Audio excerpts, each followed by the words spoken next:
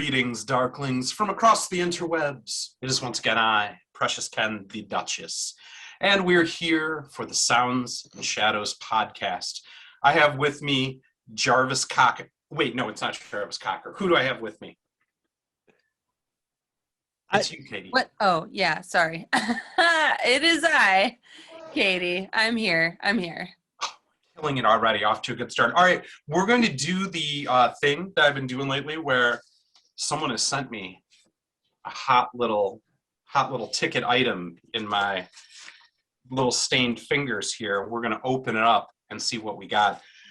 This came courtesy of our dear friends at COP International, who are just crushing it right now for the industrial scene, just putting out badass shit. So let's see what we have. Okay. First off, what is this? Like a mouse pad, a sticker, a hologram, something, but of Miss Amelia Rohn and Mr. Jean-Marc Lederman. This new album is, I did a review of it already. It's just absolutely delicious. I don't know, and I know like Jean-Marc is a legend as it is, but the way he talks about his level of excitement of what this record is, and I think if I dig a little further in here, yeah, we got the album too. So I've been listening to this and it's just really cool, high energy. Jean-Marc composes just beautiful textural electronic shit. And I just love Miss Rohn's voice. And she's from Michigan, Ann Arbor. So represent local scene. And then what else do I have here? The new Stoneburner, Stephen Archer, Apex Predator. I also reviewed this Stephen just keeps killing it. This one was a little bit back to kind of the like teeth and edge.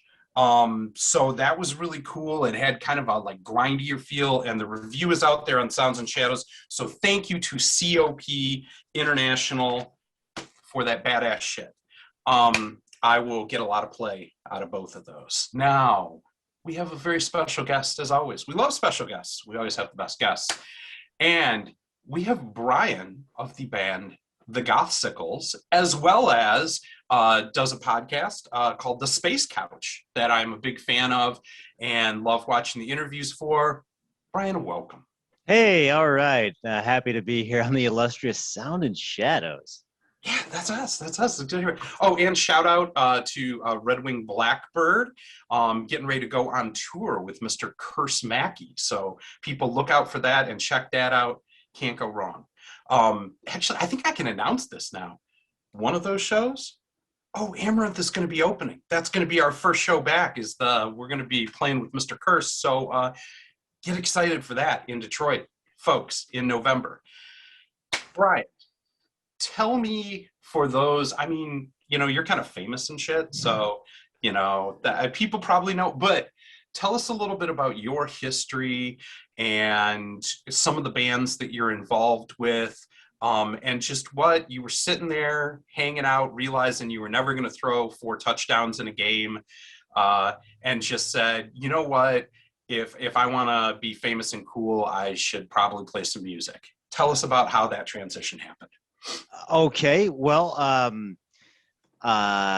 origin story, one sheet. I've been doing the Gothsicles for 20 years plus. It was funny in college, and then I just never stopped.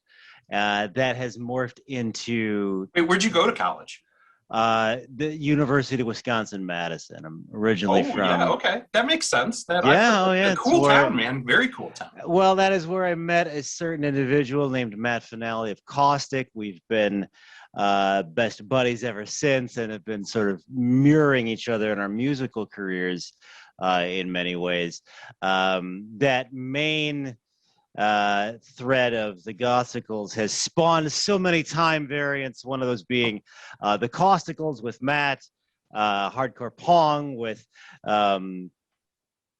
Angel Spit, Gasoline Invertebrate, which is me trying to be like a tough guy. So many side projects. Maybe we can get into them here. I also run Tiger Squawk Records and do that's going great. We do a podcast, and I call it a TV show called Space Couch. Yeah. I do another podcast called Otterbat Super Chat. And I do another podcast called Industrial Nerds. Okay, go back real quick because I've never heard of the Otter Chat Super Cat. What is that and where can I see it? Otterbat Super Chat is a podcast, but you can get it for free at otterbatsuperchat.bandcamp.com. That is with Ryan of Toronto. I love Ryan. Great. He's great, right? Yeah. He's the bat. I'm the otter.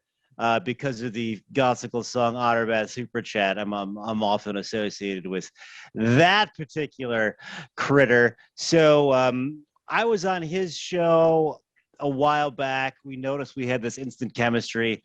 So Otterbat Super Chat, he's the bat, I'm the otter. We have the internet generate a random phrase, like 3 random words. Okay. And then we just babble about those 3 random words for 35, 40 minutes. You can get that all at otterbatsuperchat.bandcamp.com. That is a product of Tiger Squawk Digital, the parent company of Tiger Squawk Records. Nice. Real quick, before again we get rolling into it, I do want to ask about the record label. I mean, you kind of said that. We're going to talk a lot about, I want to talk about your music, your process, get into it. But do you have anything that is not you that you're geeked for that's going to be coming out on Tiger Squawk? Well, are you ready for a Sound and Shadows exclusive? You damn right I am. Many things are coming out on Tiger Squawk. This was just, we just locked in a release date today, so I think I'm okay to announce it. Nice. It's not this, as we're recording this, it doesn't exist public facing anywhere. It is ironic that you talked about COP. I always called them COP International at the top of the show. Yeah. Maybe it's an acronym. I don't know. Tiger Squawk Records has been doing these what we call battle compilations, where we'll just sort of like do a split sample basically with another label, like Matt Finale's own Industrial Records, Carl Zug's Black Pill, Red Pill, and the aforementioned Ryan's Electric Bat when he had that going on. September 3rd will be the official release date for Tiger Squawk versus COP International. Some new material from those guys, lots of new material from the Tiger Squawk family. We are going to be, fists are going to be flying, spinning kicks, atomic elbows off the top turnbuckle on this battle compilation. You get that at tigersquawkrecords.bandcamp.com. Should be up for pre-order depending on how many calls I get at my day job tomorrow. You know how it is. Pretty quickly. Worst case scenario, Friday for pre-order. Definitely Friday, that Bandcamp Friday for release. That is sexy as hell team up. Yeah. I did not know that until this morning. I did not know that till this morning either. It is Kismet. It is the Sound and Shadows, dark magic flowing through my veins, out my mouth hole, and into your ears. I love it when a plan comes together. If I had a cigar right now, I would light it up.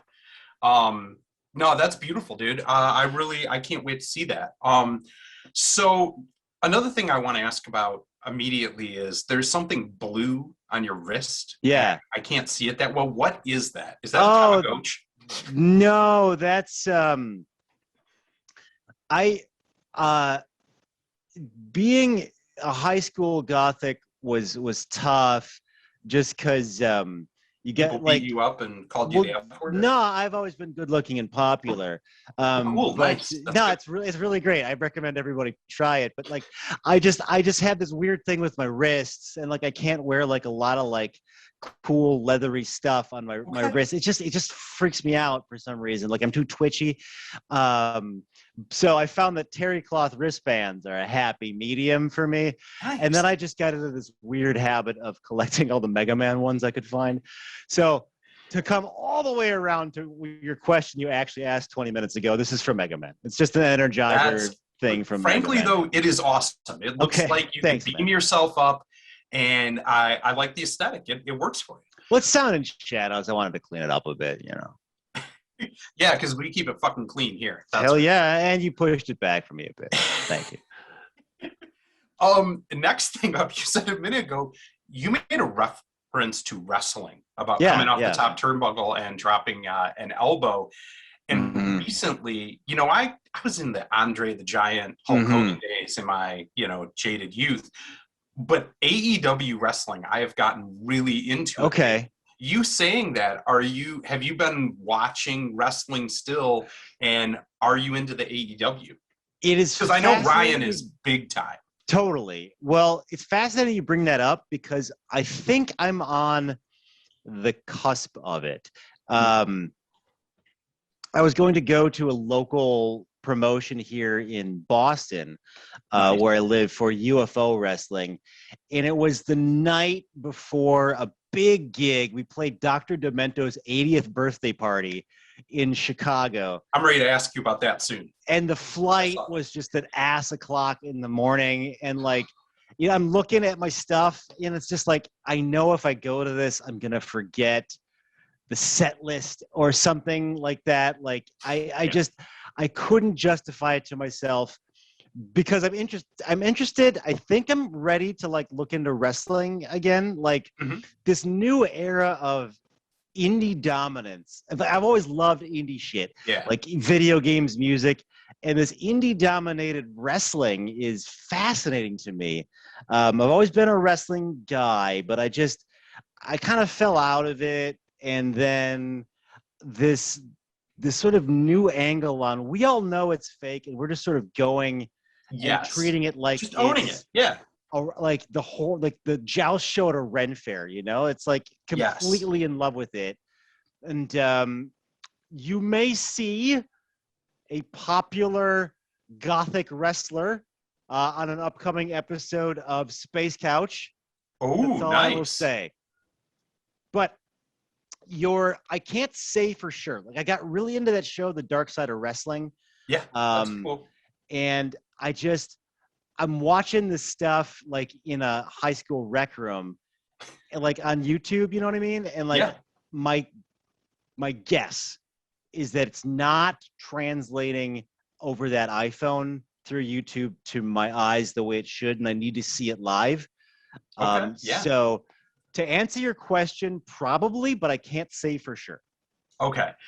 Well, I have, and I'll tell you, if I can help push you over the edge on this one, in particular, AEW is like that when I was a kid. It's that kind of excitement. And they're very much kind of embracing the whole opening the fourth wall and kind of talking openly about it, but just developing these neat stories and characters and stuff going on. There's a guy named Luchasaurus that dresses up like a giant dinosaur and like wrestles people in a dinosaur mask, and he's like 6'10", and it's awesome. Well, I got a little bit into it through industrial music, actually, because I had some fans reach out to me that are involved in just various kind of these mom and pop's the wrong word to say. I love like all the I have promos. So they asked for promo songs. So I've done 2 walk out into the ring kind of character themes. Nice. For BCW, I think in Ohio, for an announcer character, and one in Toronto. She's still in school, but she's doing kind of like a Trinity from the Matrix thing. So she's got a dope walking out to the ring song when that comes back. And check out the video now available for Stag Beetle Professional Wrestling. Yes, I love that one. That's one of my favorite tracks on that. Thank you. That out now on Animal Songs, the new offering from the Gothsicles. One of the many new offerings from the Gothsicles out now on Tiger Squawk Records. Right back in, bing. I like it. You like to keep it on message, and I appreciate that. Hi, Freya. Freya likes to come be famous sometimes. Well, hey. That's Freya Six Beans Pirate Queen with 7 toes on each foot, but only 3 legs. Wow. Yeah. That is a resume. That is. All right. So I've been waiting to ask you this question in particular and talk to you because you're kind of an inspiration to us because we're a goth band in Amaranth that I've never gotten the whole taking it too seriously if you're doing goth. Like if my whole life, if you're wearing frilly cuffs and like, you know, fake vampire fangs and like, you know, speaking in a Transylvanian accent, like, and taking yourself seriously on top of that, I think you missed a beat, you know? And you guys, I think, lean into that even harder than we do.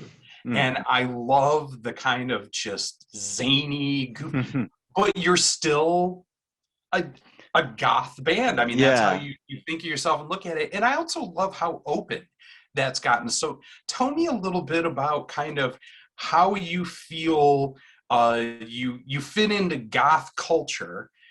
And on top of that, then, like, do this kind of just fun, zany, intense stuff.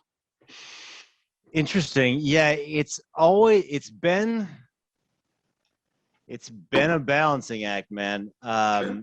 For 20 years, like, you know, I've gotten all of it. I've seen everything. Like, I've seen people just love us and just think we're the best, and then we'll get just absolute just hate, not bad reviews, but like hateful. Do you know what I'm saying? Like, how dare you call yourself goth if you're not smoking a clove cigarette in a cemetery at midnight? And this is not a well-formed thought, so this might be fucked up. Shoot from the hip. It does parallel wrestling after fashion, meaning you have this sort of goth kayfabe. Like, we're in the green room. I'm cracking dick jokes left and right with Fader Ahead and Imperative Reaction and fill in the blank. And as soon as they hit the stage, the sadness and the terror has overtaken it. All I see is darkness with fucking dire bolts shooting out of my eyeballs, right? We slowly erode that. And now you sort of get to what I feel like wrestling is, where given that we've taken away this facade, it's more real than real. You know what I mean? Like, you might hear an EBM song, and in this hyper-connected world, you go, I think I know who that's about. You know what I mean? It's that facade has just completely gone away, and I think it's awesome. So back to the Gothsicles. I didn't know what I was doing for a while. It's always been very, this is me, man. It's not like I sat in a room and came up with the character. I guess I did after a fashion because you got to figure out what you're going to do. Sure. But this is what this is to me. I've never been in a war, so I'm not going to, write like, here I sit in this trench, the mustard gas, blah, blah, blah. No, suicide is painless. Yeah. Okay, if it happens, fine, but it's not what's in me. Like, maybe if I had those sort of theatrical chops, I could pull it off. But sure. I know how to get whatever 30 guys in Contra. So that's what's going to be. So like, I'm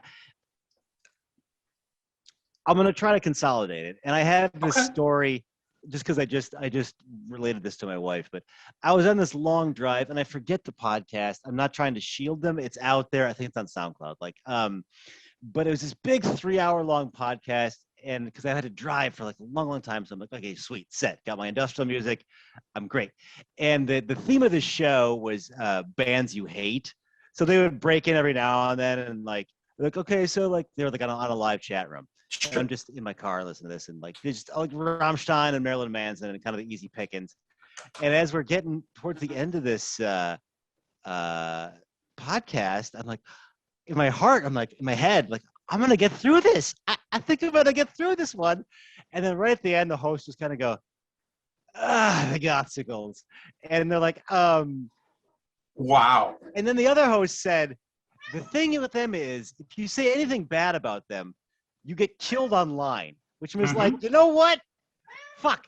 That's kind of me in a nutshell. Like, some people got this whole, like, I want them to go away. And the other people are like this boutique, really kind of wonderful audience. And I think that's just how I've gotten through. Like, we've been so amazingly fortunate Sure. to play the kinetic festivals and get on the compilations and just move the product that we have. Like, for me, screwing around with a cracked copy of Fruity Loops studying abroad in Freiburg, Germany, like, it's gone incredibly well.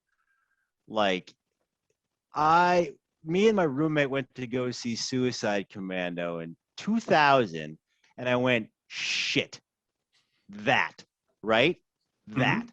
And then we opened for him in, again, Milwaukee, for Sanctuary Festival. And the guy goes, Brian, can I borrow your microphone? And then, you know, the guy being Johan, of course. Yeah. And then Matt Finale was there. It was actually a Gothsicles set. He goes, does Johan know your first name? I'm like, yeah, he does.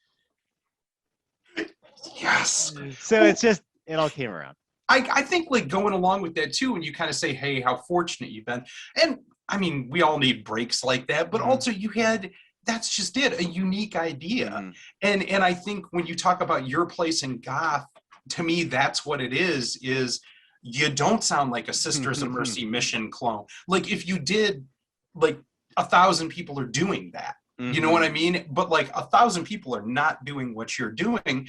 And I think the other part of it is you said 20 years in. It's not like you haven't been out in these streets, you know, paying your dues and like playing everywhere all the time for 20 years constantly. And like that's another thing is that I think a lot of people can relate to the concept of your music because that's just it. Like a lot of us will get fully done up and painted up in the gear and that, but like so very few people are really up their own ass about it. Like most have that side where like goth is not my whole life. Like there are other parts of me, and they get to listen to you and get that chance to like feel that and enjoy that, but at the same time feel the part that like wants to make a raspberry martini and dance around in a shower robe, you know, and like there is a place for that. Yeah, and I love that you're doing it.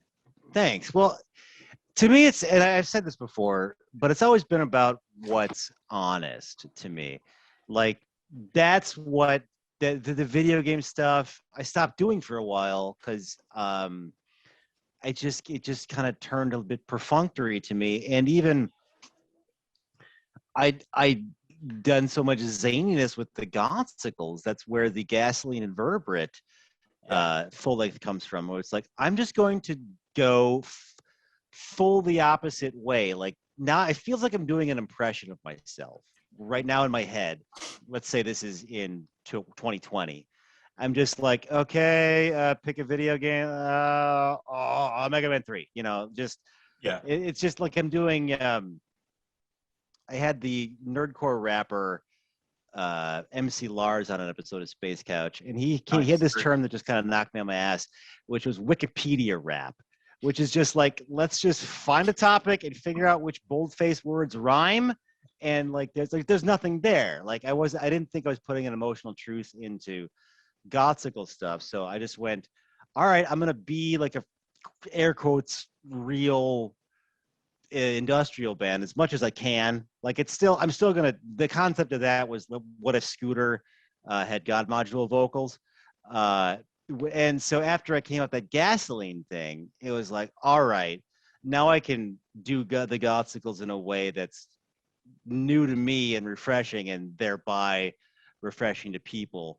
And that's where Animal songs came from. I hadn't done an purely animal album before.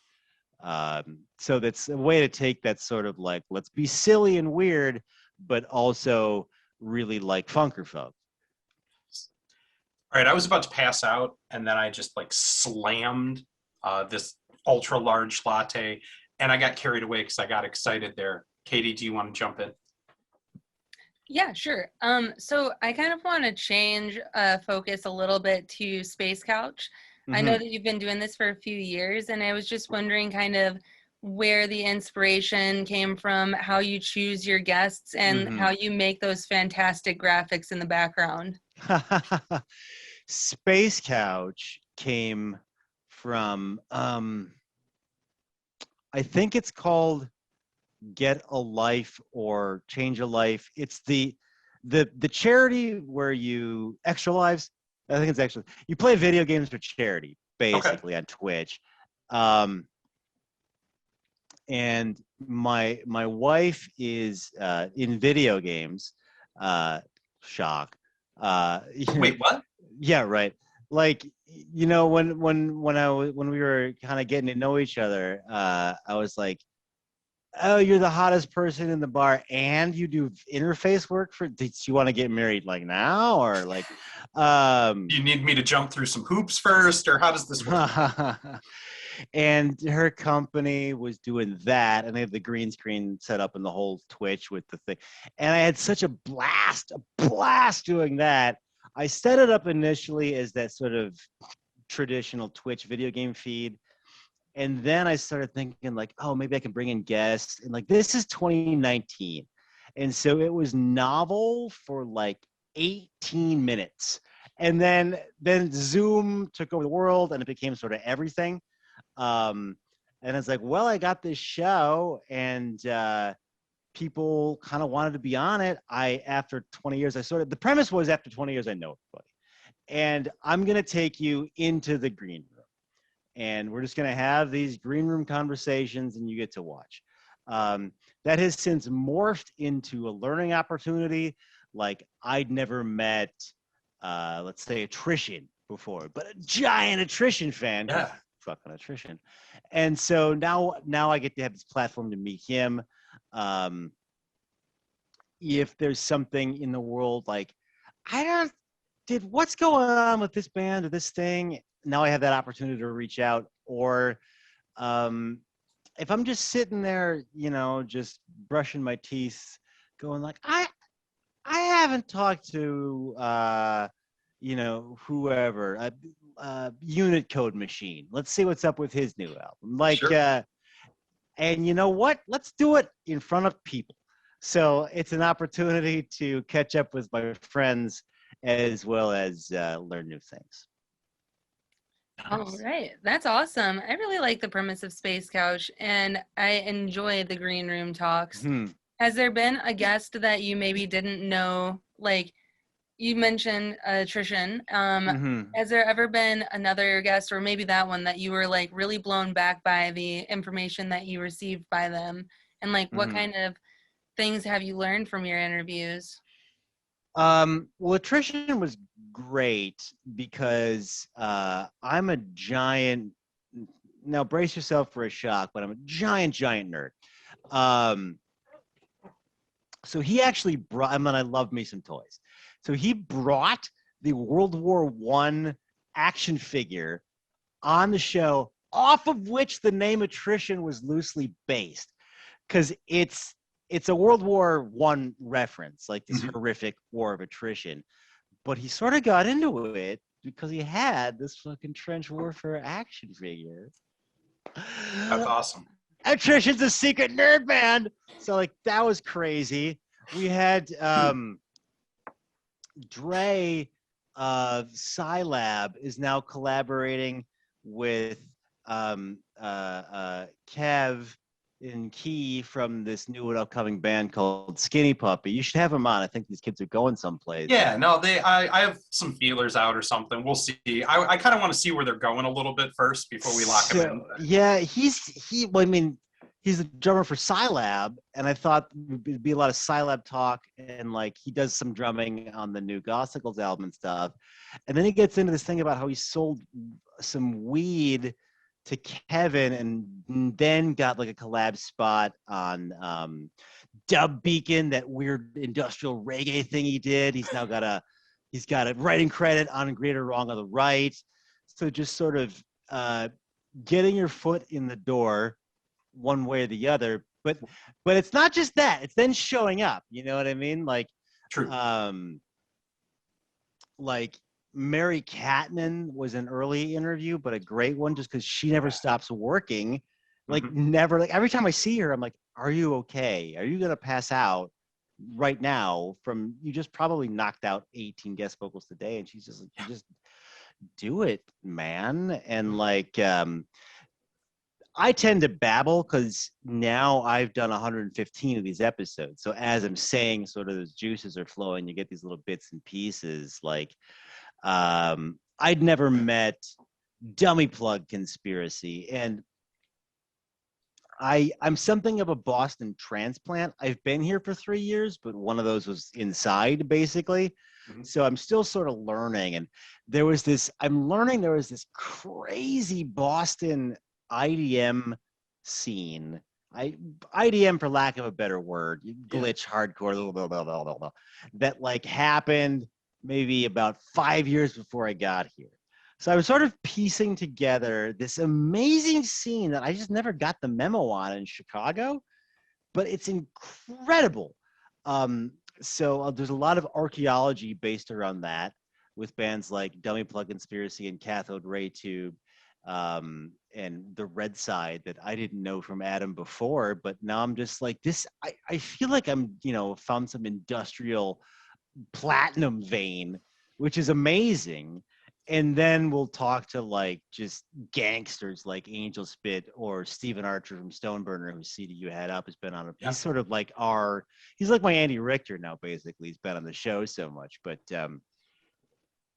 and those guys just gold comes out of their faces from high. So you get this giant range. We've had video game developers. I don't know anything about writing C64 video games. I do a little bit now, but it's just been really wonderful branching out into music, because that's what I know. Just booked our first big boy comic book artist coming up. Can't tell you who that is, but it's very impressive. So it's people reach out to me. I've got a backlog. If there's somebody I really want, I'm just like, I'm drinking my morning coffee going, we should really reach out to the guy who runs this channel, or,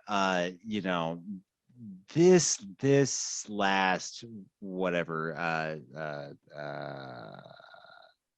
Now, of course, I'm blanking, but Stoneburner album is just awesome. We gotta get into that, so on and so forth.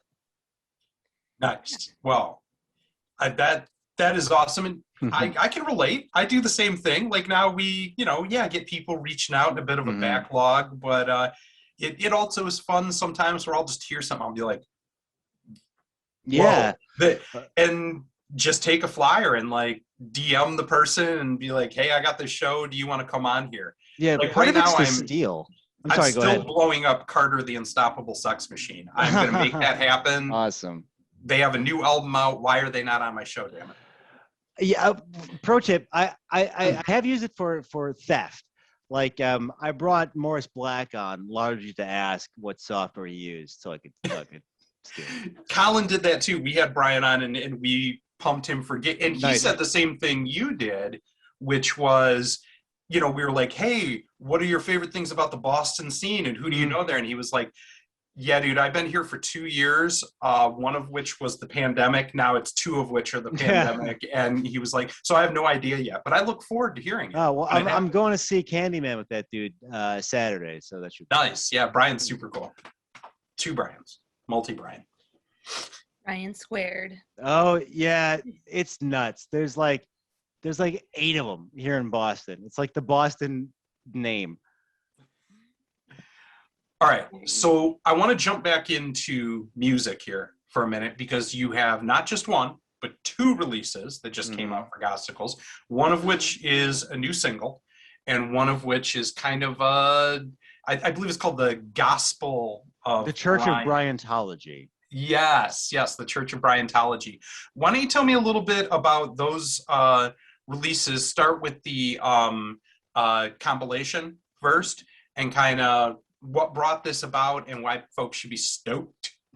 The Church of Bryantology. Bryantology is just a word I've been using for a long time in the back pocket. It's a silly pun. But it got to the point where I could fill up a whole compilation with my side projects. So it was largely organizational, just to like get everything into one place, to be like, here it is, just so I have a list, and let people know, because like this is going to sound very self-aggrandizing, and that I don't necessarily mean it to be, but maybe I do subconsciously. Yeah, no, that go ahead, be like self-aggrandizing. I've put out enough that I don't expect anybody to follow it all. Like it's, some person may follow 4 or 5 projects, but I don't expect them to hit all 16. So it's kind of a convenience here. It's free. This is everything I got right now, and I'll see you on volume 2. Nice. And I think it goes to what you said, earlier, that you're not just doing like one shtick, anyway, you're branching out into other things. And I think that's cool, like that you have that much material. And I think the other thing that's great is it kind of like a compilation from a label or something like that. You have so many guest artists and people jumping, Aethra, or like that. It's great to kind of give an extra venue to those people as well by, putting out something like this that has a large swathe of all of your superhero team ups. Yeah, there's some cool team ups. There's we'll talk about, going back to this thread of fortunate, the people that I've been able to work with are just sort of all Mount Rushmore bucket list type people. So it's fun to showcase those, and as well as just sort of consolidate things for sanity's sake. Yes. Now tell me about the new single, because this is one that touched a nostalgic heartstring for me. Well, I have a younger brother, and we would go out to the arcade, and we would, be given, we'd save up all our quarters there, and we would go to the Double Dragon machine when it came out, when, I don't know, probably I was like 12 or 13 and he was 11 or something. And that would just be a Saturday. It's the best. We sat down, just plugging quarters in until we got all the way through. And then we'd come back and do it the following Saturday, even though we had done it. And it was like the one time we weren't hitting each other, too. Yeah, it instantly fosters that collaboration. It's weird. Yeah. So tell me about why Double Dragon, why this song? I need to go back. I promised myself I wouldn't break into Space Couch mode. Space Couch pillows available now on Zazzle. I will ask you one thing. I need the city and name of your arcade. So that would be Clarkston, Michigan. Yeah. And it was called the 311 Arcade, which was the name of the area code. Oh, and that's all. I want that hit of authenticity. You know what I mean? Yeah. Just the idea of we're living in small town Michigan, going to this very specific place to do this specific thing. The Double Dragon arcade machine does have some bizarre power over people of a certain mindset. I don't know what it is. The Nintendo game, for its time, and I will say even today, quality translation, but something about that arcade title for me specifically. Back to your question, the Dragon Con, ginormous super con. It's this confluence, pardon the pun, of everything nerdy, hard nerdy, comic book cosplay, tabletop, everything that I love, with hard gothic, not like cheeseball plot of a Law and Order episode gothic, you know what I'm saying? Right. Like the real deal. True Shadows, Voltaire, Dissector plays it, Isentilla plays it, Ego Likeness all over that, like our thing, right? I've been trying to get this gig for 15 years. Every year I get that rejection letter. And this year I got the call. I'm I'm in the middle of a workout, and the guy's like, would now be a good time to talk about Dragon Con? And like, you try to keep it inside. Like, yeah, okay, yeah. Inside, sure. I'm going,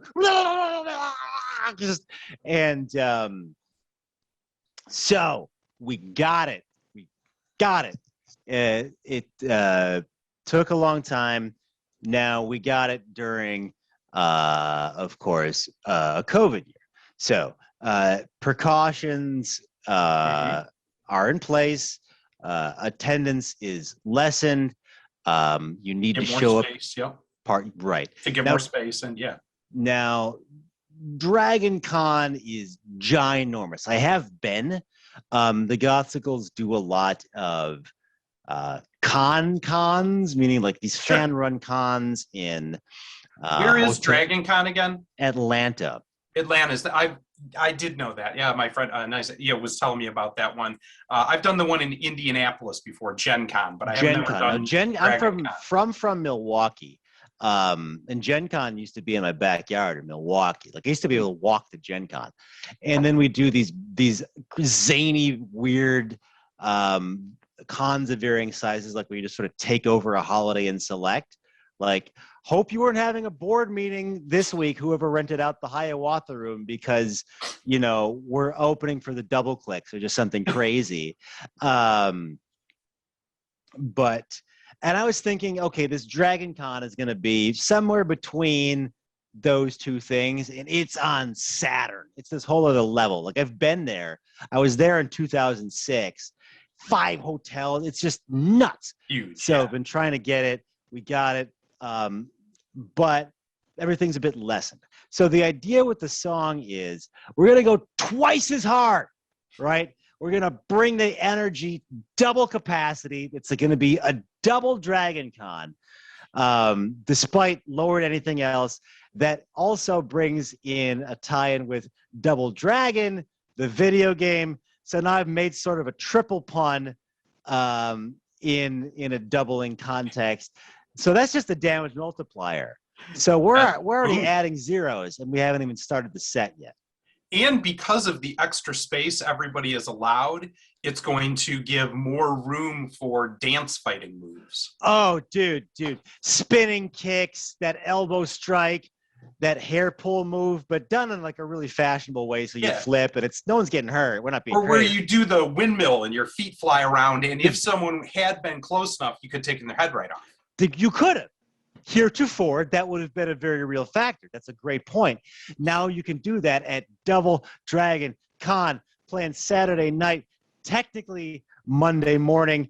We got the big blowout spot. They gave us the big headliney thing. So we are just going to go all out. That's awesome, man. I'm so excited. And like I said, when I heard this song, it had the very Gothsicles flavor to it. I just pop it on and jump and shut. But it had electricity to it, and energy. And I think the other factor is, you're right, like anybody who played that game, it's in your blood. It really is one of those games. And so you asked me about arcades earlier, I will tell you this. When you come through and play Kalamazoo eventually, between Chicago and Detroit, which you should totally do, because we have a secretly incredible goth scene here. Love it. It's a lot like Madison, actually. Kalamazoo, it's a college town, and so it's very comparable to Madison. Okay, we've had wonderful gigs in Ann Arbor. Yep. So Kalamazoo there, but also there's a place called One Well Brewery. We have like 30 breweries for how small a city we are, because Bell's. Oh, you are like Madison. Yeah, and that place has a bunch of old school pinball machines.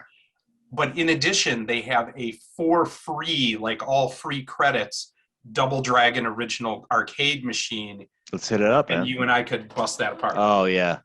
We got to do it, dude.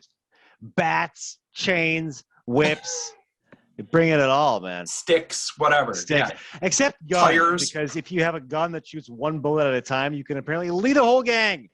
That'd do it. In the world of Double Dragon 1, but I'll suspend my disbelief. It always, every time I think of that, I think of like West Side Story, where they're like, will there be zip guns? Like, that's what I think of as the gun that shoots one bullet, is like West Side Story being like, Are we going to use zip guns? What's a zip gun? What's the difference between that and a gun? Why do we have I don't to use know. that? The zip gun is a card in Vampire: The Eternal Struggle.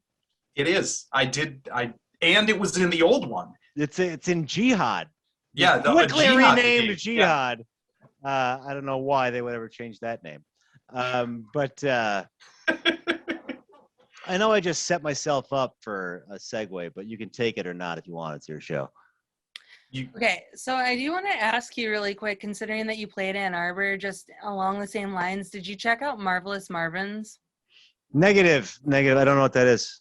Okay, I mean, it's a arcade in Farmington Hills, but it is really cool because it has a bunch of like antique arcade games. I've been there forever. Yeah, they still have the self-playing instruments and stuff too. Oh, yeah. Yeah. There's a killer one in Chicago called Galloping Ghost. It's like basically a museum, but you can play all the stuff. And there's supposed to be an amazing one out here in New Hampshire. I have a retro pie that sort of scratches that itch, but I don't know. It's analogous to, like, let's say music on vinyl, where there shouldn't be a difference, but there totally is. But it totally is. Yeah. I think the other part of it is it's the process. You know what I mean? I mean, yeah, sure, the sound is different, but it's also you're taking the thing out and you're holding it. It's very ritualistic. And you set it down and you put the needle on and... Yes. And likewise with arcade games, like I can bust out, like your average arcade game is, what, under a meg? Sure. Depending on, so you can fit a jillion of them onto, the tip of your finger these days, and just we'll flip through all the WrestleManias 1 through 5. It doesn't matter. But getting that quarter, putting in your money into the machine, maybe you're the in the right side a little fucked up, so you're gonna play from player 2. Like, just it's very ritualistic. In fact,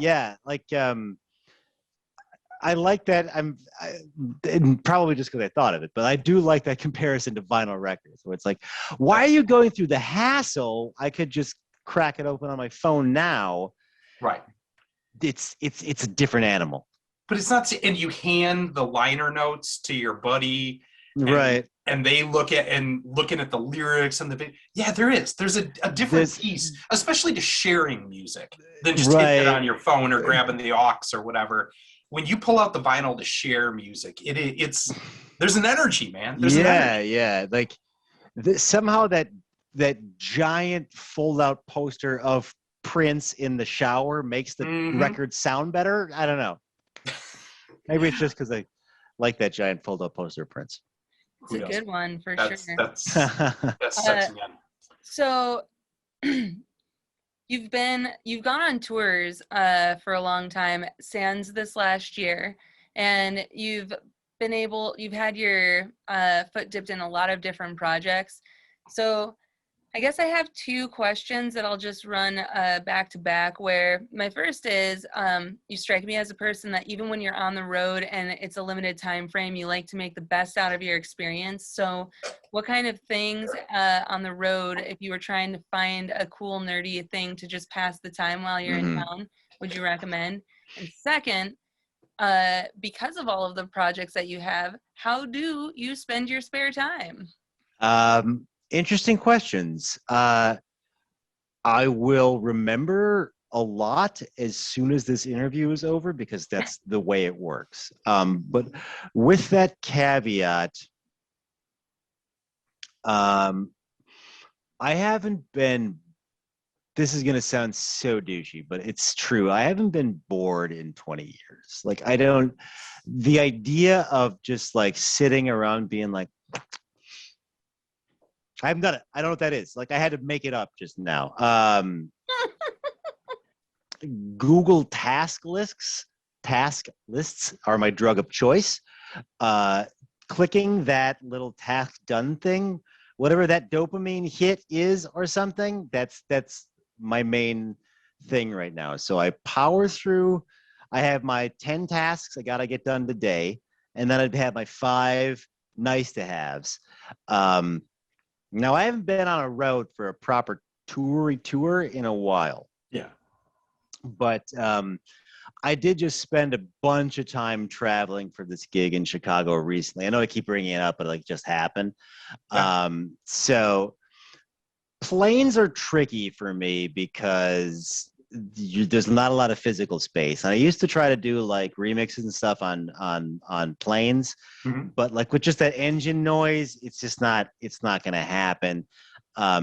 For like, and plus if I'm like on that like mouse pad laptop, my elbow is going to go out and the person next to me is just going to want to just kind of kill me. Right. So, planes are tricky. I just tend to watch movies. I recommend anything with subtitles because the it gets loud on planes. I get in a lot of like Hong Kong cinema on planes. The road is a little bit of a different beast. If you're driving to Salt Lake City from Chicago, you're going to hit Wyoming and you're not going to have the internet, man. So load up some stuff on your iTunes and just go with it.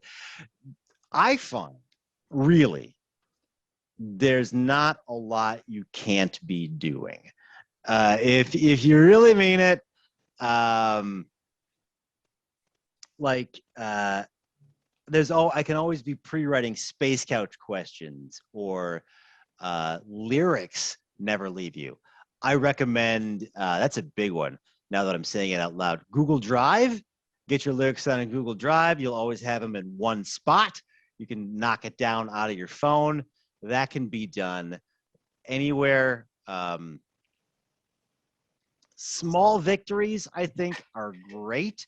Like, all right, today, if I can just crack open Sony Vegas and knock out half of the new backing video for Double Dragon Con, you'll see it. Then that's half done. Outsourcing is dope. I recommend Upwork for videos, not cheap, but you get some great products, and that's done. Then it's just, there's this idea that like, once I get these machines, then I can start working on this new song, or once I get this software, then I can start writing or cutting together some videos. But like, you can get really far on just what you got now. So road is tricky. I recommend writing lyrics. If you have the capacity for music, you often have other musicians in the van, so that can be pretty dope. Planes, I recommend subtitled, whatever. I don't leave the house too much anymore. I've been work from home for a long time. I was work from home before it was cool. So a lot of road tricks have sort of ebbed off for me, to be honest. I am going out on the road for a few dates. I was offered the whole thing. They were very nice. I just don't want to do it anymore, really. Yeah. But it's with a band I've loved, major. I can't say who it is. It's in the Midwest. They're muy bien. So watch out for that when it happens. I may have some more road trips for you then. Right now, I can always work on music. I have so many remixes I have to do. I have so many remixes I have to do. I just started one for Angel Spit today. I've been doing guest vocals, a lot of that for one for Batavia, Tiger Squawk's own Batavia. I really like that band. They're unstoppable. They're at this trajectory, they're going to be the kings in everything I hear that they put out each time. I'm just like, boom. It's unreal. And it's always got a really different flavor too. They get kind of all over the board with it. Yeah, they're just crapping talent. It's the video work they do. Mythos is out now on Tiger Squawk. It'll fuck your day up. Like, it's so, you just be walking and going shit. So I don't have a lot of great road tips, but I'm always releasing stuff on Tiger Squawk. I'm always doing a side project, and I've always got Space Couch. So I've sort of put myself in a position where it's not even a thought. Like, it's Google Taskless and Google Drive is basically how I survive, and metric oceans of coffee. That'll do it too. Thundercats Cup today. Nice. Okay, really quick, I am going to ask one last question, and then I'm going to hand the switch over to Ken. You're good. It's one of my favorite questions. Do you have any pets, and if so, what are their names? Oh, we have. It's my wife's dog, we've been living together for 3 years, so it's kind of our dog now. You know what I mean? So I bring that up just because I'm a semi-recent dog owner, and I love it. Her name's Juno. We call her Junebug, Juno Cop. Today I just named her Drulio Iglesias. And she's our space dog. She sometimes comes down on the couch, hangs out right here. She's very iconoclastic and won't sit on the couch usually if I sit down on it. But yeah, no, Juno is. I was joking about coming out with an album called Juno's Reactions, just because she doesn't care about stuff, and there's that band Juno Reactor. I did come out with an album. We did the Goth Cruise to Alaska. We were the house band on that Goth Cruise, which was crazy. And so the name of that song, we wrote a special song. We fell into this wonderful pattern of writing festival songs, which is where that Double Dragon Con song comes from. We've written festival songs for Kinetic, Mechanismus, Terminus Festival. We'll be doing Resistance Festival in Sheffield next year, Sheffield, England. Festival songs exist for all of those. We wrote one for the Goth Cruise to Alaska called Juno, the city in Alaska, Reactor. Get it? Ha ha. Back to the dog. Her name is Juno, and she's wonderful. What's the breed? All of them. All the breeds. I love she's a big black dog. We usually say Doberman-ish, but there's a lot of stuff going on in there. A lot of stuff going on. Just think of like a dog. Like your basic kid draws a dog. That's what it looks. And it has a tail. It's got 4 legs. It's got a head. No Bichon Frise, Boston Terrier, nothing crazy going on. Just regular dog, flavored dog. All right. We talked about this before the interview started briefly, and so I have to come back to it because to me, like when people have asked me for whatever, Ken, like where did you first get into goth? A big part of it for me was, I don't know, like 14 or 15 years old, White Wolf games, Vampire the Masquerade, cracking open the player's hand or the storyteller's handbook, and one of the first things it says is music to set the mood of your game or the tone. Have you heard the Sisters of Mercy? Right. Joy Division, perhaps? Bauhaus? And I was like, well, all right, let's figure out what that's all about. And that was it. I was done, And so those games were a big deal to me, and I played them a lot. We used to do like the live action ones where we'd go to like this coffee house and like we'd have pins, and like everybody else was a human, so you had to keep it on the DL, but all of us ran all over Royal Oak, like playing this game and stuff. Royal Oak. So when I looked at your profile pic that you have on Facebook right now, I thought it was like a cool picture and kind of had like the style to it, but I did not realize you have from the old, well, it's new now again, but White Wolf playing card game, kind of Magic the Gathering style that they had before that we used to play all the time back in the day. How the hell did that happen? And tell me about it. Well, it's awesome. Second oldest collectible card game in existence, from the same guy that did Magic the Gathering. He made it after Magic the Gathering. It's great. It's this card game for the uninitiated it's really rooted for a lot of people like ourselves in it sort of almost is 90s goth gestalt and industrial, really. And industrial. Like there'd be quotes from there'd be flavor text on the card that was like, I am the way of the future. My life with the thrill kill cult or whatever. And just fashion-wise and just gestalt, if I can overuse that word. But something the art style and the mode of play, if you will, was all so 90s. And then it went away for a little bit, and now it's back. Before it went away, I got really into it with our group in Madison, So I wrote a song called Everyone Should Play V-Test because somebody's got to be worse than me because I'm traditionally pretty shitty. And I reached out to, because I'd heard this dude, Ben Peel, was an industrial fan. I'd never met him. But he, in certain tournaments in this game, if you win, your prize is to be made card art. You're canonically a vampire for forever. So this guy had won. I'd heard he was a fan of the genre. So I reached out to him. Hey, would you want to do guest vocals on this song? Basically, just like go through a play and just kill me, right? Yeah. And he did, and it was great. And then I met him at Kinetic Festival. He was talking to Jan from Isoscope, and in my mind, I hadn't met Isoscope at the time. And I was like, all right, I'm going to meet this guy, and I'm not going to fanboy out on Isoscope because I was, it's Isoscope. He's fucking great. And then the guy he was talking to goes, my name's Ben Peel. And I went, holy fucking shit. I found out on him. We've been great friends. And he lives in Boston. That's awesome.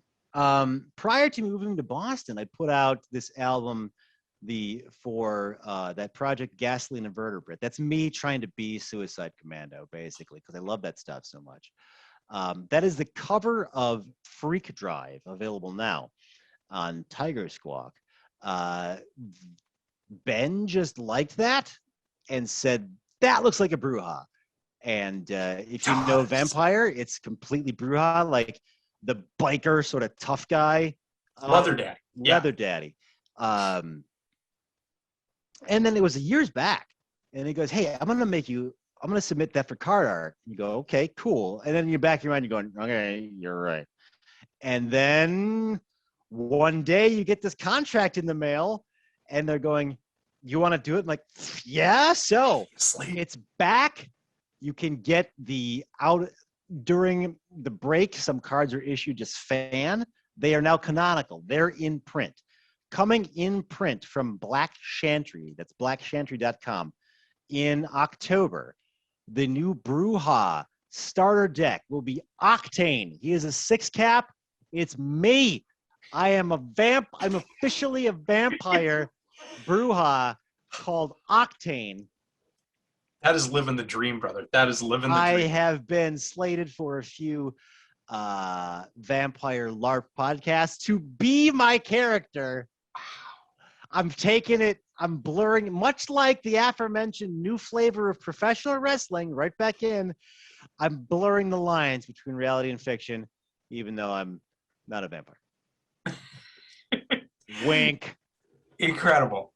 We're coming up on time, but I actually don't care if we go. Honestly, we're having fun. I interview so many people that like the floodgates just sort of open. So I love it.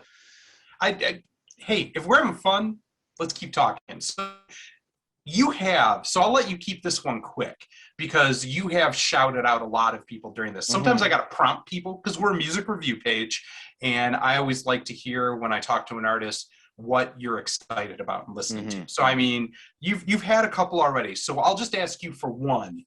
What is something that you haven't yet talked about that you're excited for right now that's getting heavy play from you? Okay. I am a massive consumer of our thing, to use Ida parlance. I wrote some down. I'm going to power through them or else we'll be here all day. Take time. Go ahead. Chaos Tracer, out now on Tiger Squawk Records. It is the side project of Ireland's Sugar Plum Suicide. That I do know. They're great, not dissimilar from the Birthday Massacre. Chaos Trace, who just got engaged to the lead singer and the guitarist. Congratulations. Congratulations to Sugar Plum Suicide. You want to check out Chaos Tracer, newly signed to Tiger Squawk. A harder, a little bit more industrial, but with this raw sort of basement punk thing, really addicting. One of my front runners for album of the year is Picture Plane's Dopamine. I'm not quite sure how to describe this. Saw this guy open for Youth Code and Health here in Boston, crushed electro trash elements, industrial elements, trashy, sort of, but like in a polished, trashy, like not trashy, like we When you don't know say what the fuck. trashy, are you talking like New York Dolls kind of way, or? Yes, in a not, we don't know what the fuck we're doing. We just made mistakes, and now it's trashy as a euphemism for shitty. Like Right. that happens, but this is not that. This is kind of glorious, but beautiful. It's really wonderfully. Picture Plane's dopamine. Love it. I've been really discovering Barnes and Barnes, who famous for fish heads, really holy fish heads, featured heavily in a weird way. Just happened to be at this Dr. Demento thing I was just at, but Well, he used to play them all the time. that's sort of like that iconic That was track one of for his Dementia Radio. big songs. There's this comedy music molecule that got attached to the Gothsicles, comedy music atom, I should say, that got attached to the Gothsicles molecule. Like we do, you know, I'm used to saying shit like "stay tuned for Faderhead," but every now and then it'll be like, and Dr. Demento's up next. We kind of got grafted out of this comedy music scene. It's really great. But Barnes and Barnes put out a lot of music after that, and it gets really dark and really weird and uncomfortable, and I love it. Like a Mountain Goats kind of situation, like really. Maybe like I don't know a lot or... about that band. I know a lot of people love them, but yeah. They do stuff like that. Very, very dark humor. It's this fish head band, and then he's going on this jag about like depression and sexual frustration, and then they'll go into a song about high school gym, and you're like, I don't know where I am in the universe right now. That sounds awesome. I'm gonna look that up. It's great. It's great. Themes for Adult Fantasy or something is the album I'm on now. I got this best of Italo or Italo disco I can't stop listening to. Yeah. It's amazing. Prince is pretty much always playing in the purple one. He's got this quote unquote new album. It's from 2010, but it was never released. I think it's fucking great. It should come with a smoking jacket, like it's kind of loungy, but like there's some great stuff on it. And I've gotten into this bizarre, overlooked period in Prince's life recently where he tried to go like rave. Like he did it in 2000s called Rave Into the Joy Fantastic. It's nuts. And I can't, it's great. Unit Code Machine. I brought them up, I think, twice, but he just sent me his new album, Themes for a Collapsing Empire. I did like the Paper Empire single. It was quite good. This Themes for a Collapsing Empire, it's untouchable. Like he was great before Leveled Up. Yeah. Pick that up. We have them coming up for a review. And always, everything they put out is it's just so well done. It's one of those where, I never feel like it's stepping that far out of the electronic, industrial kind of sound, but it's just when you produce something on pitch, on point. I was listening to it. I do a lot of listening in the gym, and I had to stop listening to that, not because it was bad. I was getting like into it, like too emotional. Like it's really raw, and I'm just like, you were gonna pull something. I was just getting like raw, like. No, I am gonna stand up to my dad, you know, just like just weird stuff, but like you can't tell me what to do with my life. Yeah, I love my dad, but like that kind of stuff. I've been on this kick of Kodo music at work, just sort of the Japanese stuff, and my favorite is I probably pronounce it Ichikagen, the one-stringed instrument, just that really minimal sort of twangy stuff. Can't get enough of it. I have been in love with 90s rave recently, rediscovering the Rave Mission series. The Subterranean label out of Germany put out 16 of these fucking things. There's 800 tracks on each album. And it's great for the gym because I do a lot of reps. They're all the same BPM, and there's not a lot of like words and stuff. So like, I'm counting in my head, 23, 24. And then, if somebody's just like, rip the system. I'm like, fuck yeah, rip the system. Wait, was I on 23 or 24? So if it's just like the same, like 303 loop over and over, it helps me stick in my head. Fallen back in love with the Busta Groove 1 soundtrack for the PlayStation. I thought Busta Groove 2 was a definite step back in terms of the music. The aforementioned Isoloscope has a new album out under the moniker of Pulse Demon. That is called A Study of Synchronicity and Symbol, Volume 1. It's fucking great. That is what came up most recently on my playlist when I pulled it up for the show. Wow, that was intense. Hold on. Yeah. No, I just got put through the paces right there. Okay. That's how I do. Katy, do you have any parting shots? I don't have any follow-up questions at this time, but I really appreciate you taking the time to talk with us tonight and overwhelming my senses with your incredible background. Oh, yeah. I'm really excited glitch. I'm really excited to see what the future brings, and I just really appreciate your time tonight. Thanks so much for hanging out with us for a minute. No problem. All right, my last question that we always ask here on Sounds and Shadows, because we like to spin out to one of your latest and greatest hits, or it could be an old one, but that's why I'm going to ask, what is the song by the Gothsicles or one of your projects that you wish to leave our listeners with tonight? So many. It's true. You got a lot of new ones, though, that just came out. Yes. I am going to cheat, but to purpose. Okay. I will direct you to double cheat. I will direct you to Animal Addendum. It's free. It is the follow-up companion piece to Animal Songs. So much wonderfulness on that. 3 new original tracks, some great remixes. Robots with Ray Guns does an amazing remix, as does Fixily. Everybody on this is amazing. It's a zillion tracks for free. The original song Howler Monkey featuring Choke Chain is great because we're two freaking howlers. Love Choke Chain. Yes, but it's called the Howler Monkey, and we got the 2 biggest screamers in the genre to do a song about howler monkeys. Check that out. I will direct you to Animal Songs out now on Tiger Squawk, specifically the song Red Panda Jamboree. Red Panda Jamboree will be the upcoming single. That is not out yet. That may just be one remix because I'm so chuffed with this one remix. I don't want anything else like on that build, you know what I'm saying? So that'll be coming out. So, and either of those two, and if you have Room in Your Heart revamped by Cut Brain, because there's a new Cut Brain song coming out that is with the Gothsicles and Boston's own Big Time Kill.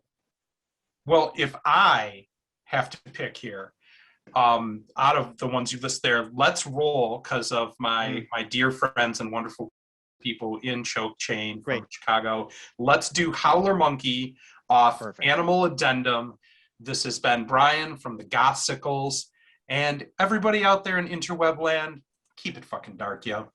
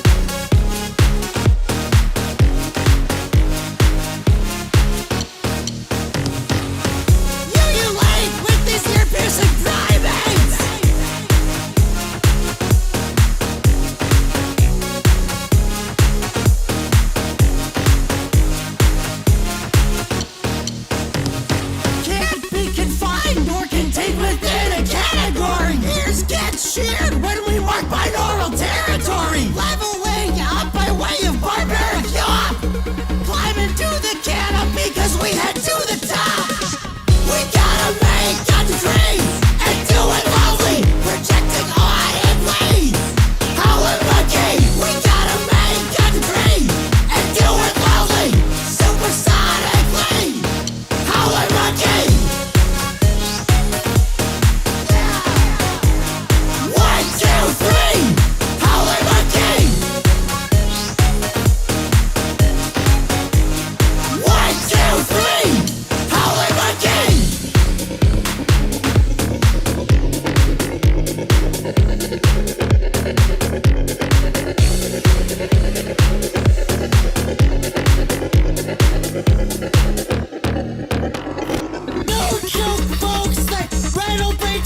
stadiums. Don't wait for days, cause we play gigantic stadiums. Hear us for miles, because we're off the Richter scale. You couldn't grasp our style with a prehensile tail.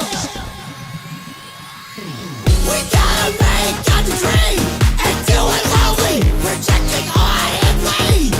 How we're lucky. We gotta make a dream and do it loudly, supersonically. How we're lucky. 1, 2, 3. How we're lucky. 1, 2, 3. How we're lucky. You like with these different primates coming from Boston and across Wisconsin.